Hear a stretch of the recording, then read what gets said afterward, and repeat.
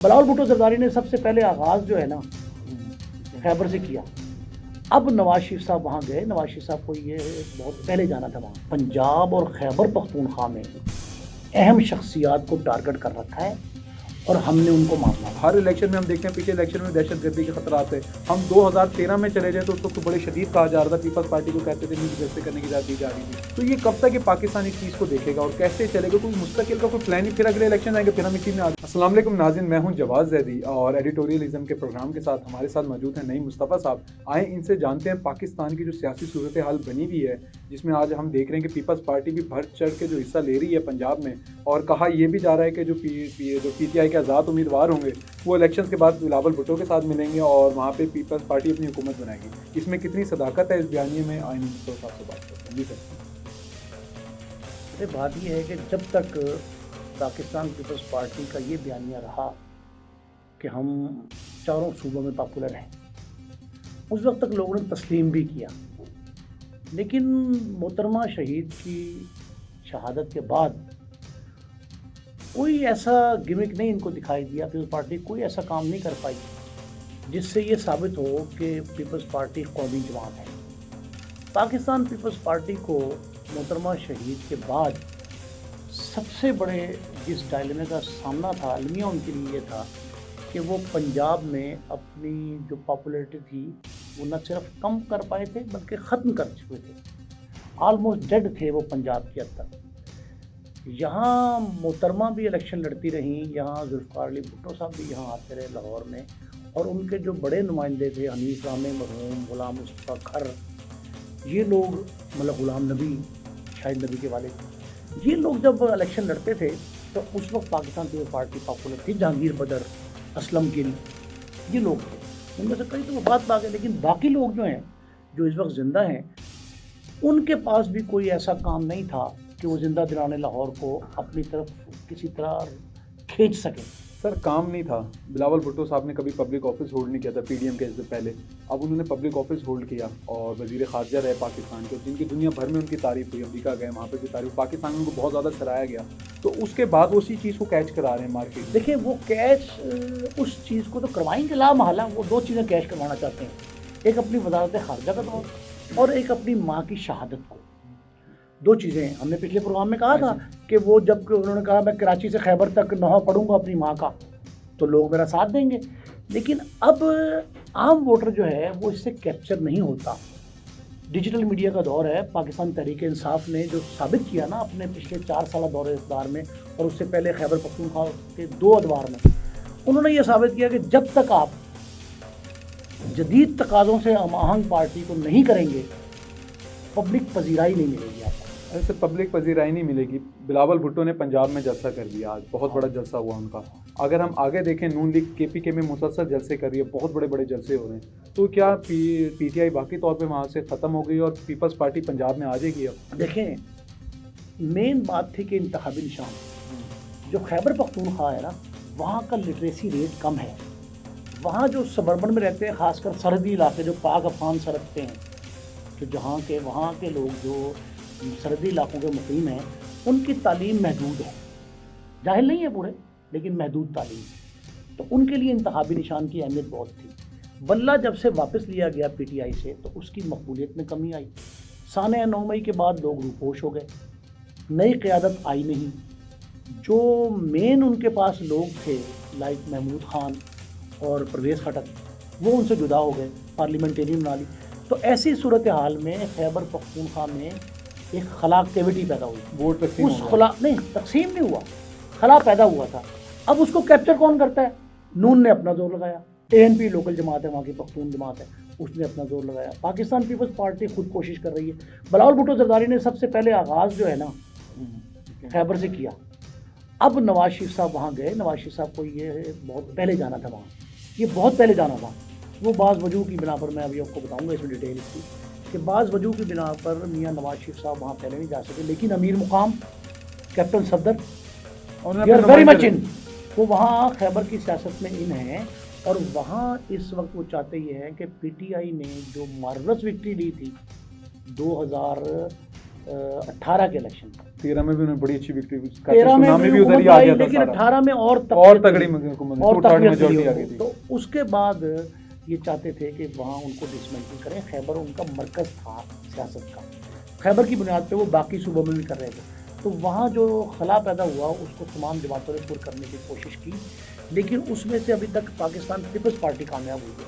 उसने कुछ लोगों को अपने साथ मिलाया है। पार्लियामेंटेरियन इतनी जो है पजीराई नहीं ले सकी, पार्लियामेंटेरियन पजीराई नहीं ले सकी। बार बार दावे करना कि जो पीपल्स पार्टी है वो आज़ाद उम्मीदवारों के साथ हुकूमत बनाएगी, आज़ाद उम्मीदवारों के साथ। हम देख रहे हैं कि ये इशारा जो पीटीआई के आज़ाद उम्मीदवार लड़े इनकी तरफ तो नहीं आ रहा। देखिए दोनों ने दावा किया, मुस्लिम लीग नून ने भी दावा किया, अभी दावा किया और तलाल ने, और अच्छा, उसने इधर ही सवाल ऐड करते सनाउल्लाह चलते हैं हम कि भाई जो पीटीआई हम देखते हैं आपने का सोशल मीडिया किया है, वो सोशल मीडिया पे इस तरह कैंपेन चला रही है, फिर भी आज़ाद के अपने जो उनके नुमाइंदे हैं, और साथ हम ये देख रहे हैं उनके हल्फ बर्दारी भी की जा रही है, कुरान पे हाथ रख के, चाहे उसमें बैरिस्टर राजा साहब हैं, कोई भी सलमान राजा ने सलमान राजा साहब ने भी। लेकिन इसमें ये बात ये है कि ये इस वक्त ये बात माननी पड़ेगी कि पीटीआई का शिराजा बिखर चुका है।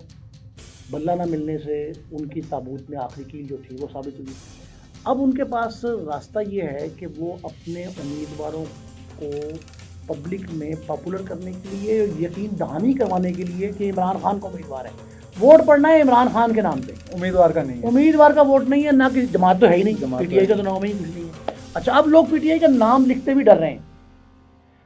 सो मच सो जहाँ एडजस्टमेंट की है किसी ने, मतलब आईपीपी ने एडजस्टमेंट की है मुस्लिम लीग नून से लाहौर में, अब्दुल अलीम खान के साथ 117 ऑन चौधरी वाली सीट, दोनों सीटों पे वो नवाज शरीफ तस्वीर बड़ी लगाते हैं तरीन की और अपनी छोटी लगाते हैं, वोट नवाज शरीफ। तो जहाँ जिसका वोट होता है, वोट है इमरान खान का बल्ले का। पाकिस्तान तहरीक इंसाफ अगर उस अंदाज से जिस तरह कौमी सियासी जमात होती है मैदान में नहीं है, हाथ पाँव उनके बंधे हुए हैं, तो उस माजूर लाचार जिस्म में जान डालने के लिए कितना वोट दरकार होगा। वो अगर न मिल पाया तो जो जीतेंगे चंद लोग जीत जाएंगे, वो बदल जाएंगे, वो जीतेंगे तो उनको साथ मिलाना। उसमें जरदारी साहब बड़े माहिर हैं, आसिफ जरदारी साहब जो है जोड़ के माहिर हैं, पुराने सियासतदान हैं, तो वो इनको साथ मिलाने के लिए इसलिए कहा जा रहा है कि वो आज़ाद उम्मीदवार बेसिकली जो जीतेंगे उनका बेशतर का ताल्लुक पाकिस्तान तहरीक इंसाफ से होगा। एक तो ये बात है। दूसरी एक अहम बात और भी है इसमें कि जितने सियासी इत्तेहाद बनने जा रहे हैं ना, एमक्यूएम नून लीग नहीं मिल सकी, इस्तेकाम पाकिस्तान की हर जगह एडजस्टमेंट नहीं हो सकी। सर एमक्यूएम नून लीग का नाम मिलना कराची में पीपल्स पार्टी की मजबूती को शो नहीं कर रहा? फिर आपको मजबूती को शो कर रहा है। पाकिस्तान पीपल्स पार्टी को आप 50 साल के अरसे में, 40-42 साल तो हो ही गए ना, निस्फ सदी है तकरीबन, निस्फ सदी का किस्सा है ना, उसमें आप उनके सिंध से जो मकबूलियत है उसको कम नहीं करता है, उसमें इजाफा होता है। वो वहाँ काम भी करते हैं, वो सिंधी होने के दावेदार भी हैं, वो सिंध कार्ड जिसे कहते हैं वो भी भरपूर का पता उनके पास है, वो सारा कुछ उनके पास है। तो उसमें तो पीपल्स पार्टी सिंध की हद तक तो बेहतर है, और वहाँ जो शख्स जीतने की पोजीशन में विक्ट्री स्टैंड पे आना चाहता है उसको इत्तेहाद पीपल्स पार्टी से करना पड़ेगा। नून लीग और पाकिस्तान तहरीक इंसाफ वहाँ उस अंदाज से अपना वजूद सियासत जो है ना वो नहीं रखती जिस तरह होना चाहिए, जिस तरह सर सिंध की सियासत अलहदा समझी जाती है, कराची की सियासत अलहदा समझी जाती है। हमने देखा कि भाई कराची में एमक्यूएम का होल्ड था, उससे पहले जमात इस्लामी इसको लीड करती रही है शहर को, लेकिन जब हम कराची की सियासत को देखते हैं तो पीटीआई ने पिछली दफ़ा बहुत ज़्यादा सीटें ली, कराची की पॉपुलर जमात बन के आई। इस दफ़ा जो खला है, कहा जा रहा था कि एमक्यूएम पुर कर देगी, लेकिन एमक्यूएम के जितने धड़े थे वो भी एक हो गए।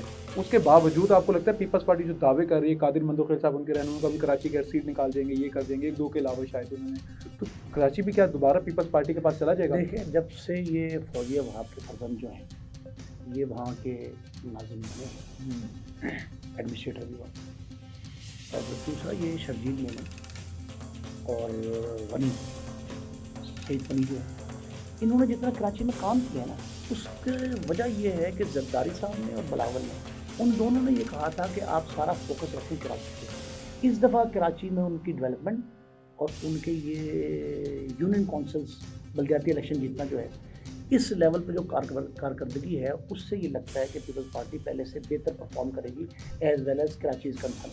अंदरून सिंध में वो दौरे भी कर रहे हैं जरदारी साहब, जो बिलावल भी जा रहे हैं। अंदरून सिंध अब अच्छा, अब ये एक और आया है कि आसफा सिंध के लिए लॉन्च की गई है, कहा जा रहा है कि सिंध के वज़ीर आला आसफा होंगे। नहीं, वज़ीर आला तो खैर नहीं होंगे, फ्री मिचोड़ है खातून वो, लेकिन सर उनके जलसे, उनका जोशे खिताबत कहा जाता है बीबी से बहुत ज़्यादा, हाँ, वो रिजेम्बलेंस उनकी है, बहुत ज़्यादा रिजेम्बलेंस है। हाँ, उनका वोट भी लेना है, उसी तरह उनका स्टाइल में आना। अभी तक पीपल्स पार्टी ने 2 इलेक्शंस में बेनज़ीर भुट्टो की शहादत का वोट नहीं मांगा, अब मांगेंगे तो वो उनके बच्चों को मिल जाएगा। ایک تو یہ دوسرا آپ نے جو کہا نا کہ سیاسی صورتحال، میں سمجھتا ہوں کہ الیکشن میں جو شکوک و شبہات جنم لیتے رہے نا، اس کی وجہ تھی امن و امان کی صورتحال. 2 ماہ پہلے سر اسی پہ ایک سوال بنتا ہے نا، آپ کے پاس ہم آتے ہیں، میاں صاحب نہیں آئے جلسوں میں، کافی حد تک ہم نے دیکھا پیپلز پارٹی کے جلسے بھی کم ہو رہے تھے. کے پی کے میں بہت زیادہ بتایا جا رہا تھا کہ دہشت گردی کا بھی خطرہ ہو سکتا ہے، لسٹ بھی آئی مولانا فضل الرحمان صاحب کے پاس. اچھا اسی کے ساتھ اگر ہم دیکھتے ہیں تعلیمی اداروں میں آپ دیکھ رہے ہیں کہ اسلام آباد کی 3 یونیورسٹیز کو بند کر دیا گیا، 4 یونیورسٹی کو چلیں 4 کر لیتے ہیں اس کو. تو میاں صاحب کا نہ آنا، تھریٹس ہمیں سننے میں آ رہے کہ ان کو بہت شدید تھریٹس تھے. دیکھیے وہ کیا بات بات ہے کہ یہ بات بڑی اہم ہے کہ مولانا فضل الرحمان نے 1.5-2 ماہ پہلے کہا تھا کہ الیکشن ملتوی کر دی جائیں کچھ 1-2 ماہ کے لیے کہ ابھی سیکورٹی کے معاملات اچھے نہیں ہیں. پھر آپ حملے دیکھیں، خودکش حملے بھی ہوئے، ٹارگٹ کلنگز ہوئیں، پھر سرحد پار سے جو در اندازی ہوتی رہی وہ سارے واقعات ہوئے. اب یہ ہوا ہے کہ کراچی میں اس بات کو بڑے حساس معاملہ ہے، اس کو بڑے دانش کے ساتھ دیکھنا چاہیے کہ کراچی میں جو مولانا جو جسٹس تقی عثمانی صاحب کے حملے کے الزام میں، ان پہ حملے کے منصوبہ بندی تھی، ان کے حملے کے الزام میں 2 ملزم گرفتار ہوئے، اندرون سندھ کے رہنے والے تھے. انہوں نے یہ انکشاف کیا کہ ہم نے پنجاب اور خیبر پختونخوا میں اہم شخصیات کو ٹارگٹ کر رکھا ہے اور ہم نے ان کو مارنا تھا. حساس اداروں کے سامنے حساس اداروں کی موجودگی میں یہ کہا. پولیس کا کوئی کردار اس میں سچ نہیں تھا، پولیس بعد میں شامل ہو گئی ہوگی، کراچی کی پولیس، سندھ کی پولیس، لیکن ان 2 ملزموں نے جب یہ انکشاف کیا تو ان کے انکشاف پر قانون نافذ کرنے والے ہمارے ادارے جو ہیں، ان کی انٹیلیجنس جو ہے وہ انٹیلیجنس بیس آپریشن ہوا، 3 اور لوگ گرفتار ہوئے. تو 3 ان لوگوں نے ہمارے لاہور کی 2-3 سابق وزراء اعظم سمیت 2-3 اہم شخصیات کا تذکرہ کیا. وزیر اعظم میں تو پھر ہمارے پاس لاہور سے میاں نواز شریف صاحب ہیں یا میاں شہباز شریف صاحب ہیں، ان کا تذکرہ کیا نا کہ ہم ان کو بھی ٹارگٹ کر سکتے ہیں. پھر انہوں نے کہا کہ خیبر پختونخوا میں جو لوگ ہیں ان کو بھی ٹارگٹ کیا جائے گا. وفاقی دارالحکومت کا انہوں نے کہا کہ اسلام آباد میں. تو اس کے بعد ان 2 کی گرفتاری پہ 3 پکڑے گئے. 3 کی گرفتاری پہ اسلام آباد کے سبربن میں 12 کہو ہے نا جگہ وہ جو چھرا پانی مری روڈ کے اوپر جو گاؤں ہیں، اس طرف جو گاؤں ہیں پنڈی اوپر سائڈز کے جا رہی ہیں، مری کے ساتھ لین میں جا رہی ہیں، جو پنڈی یہاں سے آپ شروع ہو جائیں اگر چکری سے اسلام آباد تک اور مری تک، یہ جتنے سبربنز ہیں جو مضافاتی علاقے، ملیخا بستیاں جو ہیں، وہاں ایک اسٹریٹجک آپریشن کیا ہے. اس آپریشن میں جو لوگ پکڑے گئے ابھی تک وہ منظر عام پہ تو نہیں لائے گئے، لیکن میری یہ مصدقہ اطلاع ہے کہ انہوں نے کہا جی کہ ہم جو بڑے تعلیمی ادارے دانشگاہ ہیں ان کو جو ہے وہ ہم نشانہ اے پی ایس کی طرح، وہ پھر سے پلان کی طرح، مطلب ان کا سب کا مقصد جو ہے نا وہ ایک ہی ہے کہ الیکشن نہ ہو. اچھا یہ الیکشن جو دہشت گرد ہیں ان کو الیکشن سے کیوں اس طرح کا خوف نظر آتا ہے؟ دیکھیں پینک کریٹ کرنا ان کا کام ہوتا ہے کہ پینک کریٹ. اب آپ کو پتہ ہے کہ اسلام آباد کی یونیورسٹی بند ہوئی، کالج اسکول بند نہیں ہوئے، لیکن جو ضلع انتظامیہ اسلام آباد ہے، فیڈرل ٹیریٹری انتظامیہ جو ہے، اس نے یہ کہا ہے تمام تعلیمی اداروں کے فینس لگائیں، اپنے ہیں دیواریں اونچی کریں، جو کیمرہ سی سی ٹی وی فوٹیج ہم دیکھیں نا، فینس اونچی کر لیں، دیواریں بڑی کر لیں، اور یہ ڈیٹرنٹ ہے سر، ڈیٹرنٹ ہے. لیکن ہم دیکھتے ہیں کہ پاکستان کب تک اس چیز کا شکار رہے گا. ہر الیکشن میں ہم دیکھتے ہیں، پچھلے الیکشن میں دہشت گردی کے خطرات ہیں. ہم 2013 میں چلے جائیں تو اس وقت بڑے شدید کہا جا رہا تھا، پیپلز پارٹی کو کہتے تھے نہیں کہ جیسے کرنے کی اجازت دی جا رہی تھی، حکومت میں بھی تھی، 2008 کے بعد 2013 کا الیکشن ہوا. اچھا اس میں تو یہ کب تک یہ پاکستان اس چیز کو دیکھے گا اور کیسے چلے گا؟ کوئی مستقل کا کوئی پلان ہی؟ پھر اگلے الیکشن آئیں گے پھر ہم اسی میں آ جائیں گے. دیکھیں دہشت گردی کئی قسم کی ہے، اتنا بڑے ہم نے 2 آپریشن کر لی، ضرب عضب کیا ہم نے، اس کے بعد ایک اور آپریشن کیا. نہیں کمی تو آئی ہے. دیکھیں 9/11 جو تھا نا امریکہ کا، اس کے بعد سے جب سے 9/11 ہوا ہے، پاکستان کی براہ راست جنگ تو نہیں ہوئی، لیکن پاکستان حالت جنگ میں ہے، حالت جنگ میں ہے. ابھی جو ایران کا واقعہ تھا تو آج معاملہ وہ ٹھیک ہو گیا، وہ آ گئے ہیں. پاکستان کے دعوت میں وزیر خارجہ بھی آ گئے، وہ وزیر خارجہ بھی ایرانی آ رہے ہیں. پھر دونوں سفراء جو ہیں چلے گئے اپنے جانے کے تیار ہیں، تہران میں اور پاکستان میں. یہ سارا کچھ اپنی جگہ پہ ہے، یہ سارا ہو رہا ہے. لیکن جو حالت جنگ ہے اس سے نپٹنے کے لیے ہمارے جو فوج پاکستان کے مختلف ادارے ہیں، ان کی انفارمیشن بھی اور ان کے آپریشن بھی دونوں بہت جاندار ہیں. اس کے نتیجے میں ہم نے بڑے بڑے نیٹ ورک جو ہیں وہ ختم کیے ہیں، لیکن اب ایسے نیٹ ورک بھی جنم لے رہے ہیں جو بالکل نو خیز ہیں. نئے گروپ سامنے آ گئے تو ان دہشت گرد گروپوں سے ملنے اور نپٹنے کے لیے ان کا ٹھکانے ان کے ختم کرنے کے لیے اسٹریٹجی بنی ہے، بہت خفیہ رکھا جا رہا ہے. لیکن آج بڑی ایک خوشائن بات سامنے آئی ہے. میں نے ابھی تھوڑی دیر پہلے دیکھا ہے مولانا فضل الرحمان صاحب کا بیان. وہ جب سے افغانستان سے ہو کے آئے ہیں نا، ہمارے ہاں زیادہ تر جو واقعات ہیں نا ان میں ہمارے دونوں ہمسایہ ممالک شامل ہیں، یا افغانستان ہے یا انڈیا ہے.